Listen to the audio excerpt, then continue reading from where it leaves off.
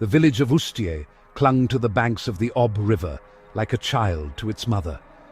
Dark, brooding forests pressed close, ancient pines whispering secrets on the wind.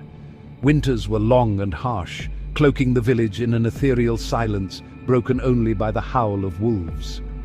The villagers, hardened by generations of struggle against the unforgiving wilderness, held on to their ancient beliefs. Legends spoke of spirits that roamed the taiga, their whispers carried on the icy breath of the north wind. Yet none were as feared as the legend of the Shadow Keeper, a being said to reside in the ruins of the abandoned chapel at the edge of the village, a place the villagers called the House of Shadows. The chapel, once a place of worship, now stood as a skeletal reminder of a forgotten faith.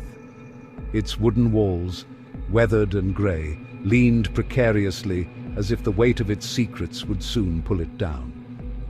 The bell tower, long since stripped of its bronze tongue, pointed accusingly at the unforgiving sky.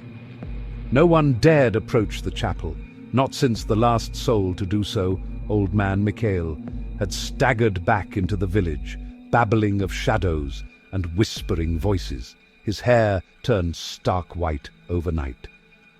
From that day forward, the House of Shadows became forbidden territory, a place where fear reigned supreme.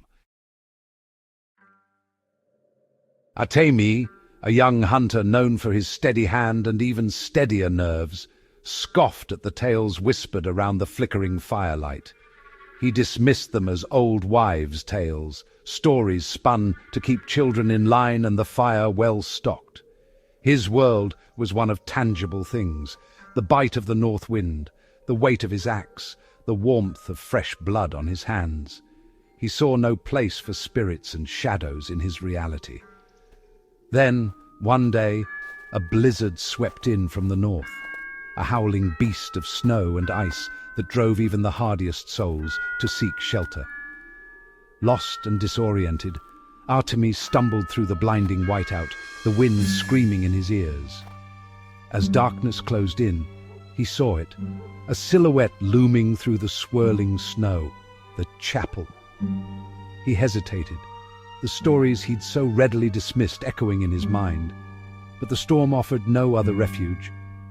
Pushing open the creaking door, he stepped inside. The interior was cloaked in an oppressive silence, the air thick with the scent of decay and something ancient, something that sent a shiver down his spine. He built a small fire, the flickering flames casting dancing shadows on the crumbling walls. As he warmed himself, he noticed a faint glow emanating from behind the ruined altar. Curiosity, a hunter's instinct, drew him towards it. Behind the altar, he found a hidden chamber, its entrance concealed.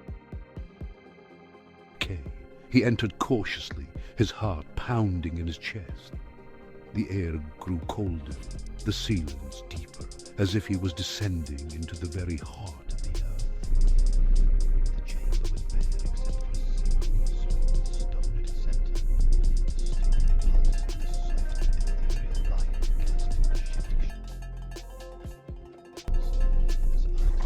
pulsed with a soft, ethereal light, casting shifting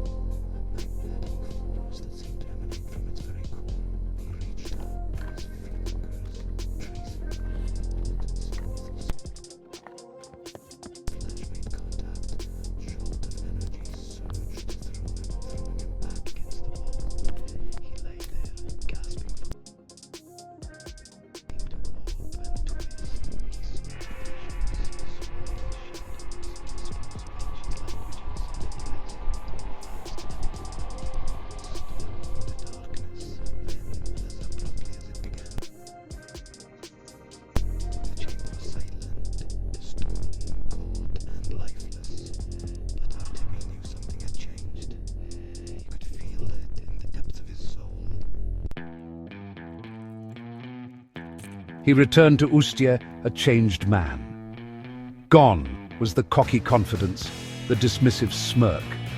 In its place was a chilling stillness, a gaze that seemed to see into the very souls of those around him.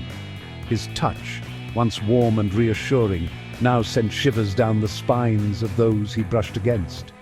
The villagers, sensing the change in him, shrank back in fear. They whispered of the night he had spent in the House of Shadows, their eyes filled with a mixture of awe and terror. Artemi, the once skeptical hunter, had become the very thing he had mocked, the keeper of shadows. He felt the presence within him, a cold, ancient power that whispered of forgotten things, of a darkness that existed before time itself. He saw the shadows now, not as figments of imagination, but as living, breathing entities swirling around him, responding to his every thought and command. The wind carried their whispers to him, tales of joy and sorrow, of life and death, of the delicate balance between light and darkness. And he, the hunter, was now their guardian, forever bound to the shadows, the protector of Ustia, the silent sentinel standing between the village and the unseen forces that lurked in the darkness beyond.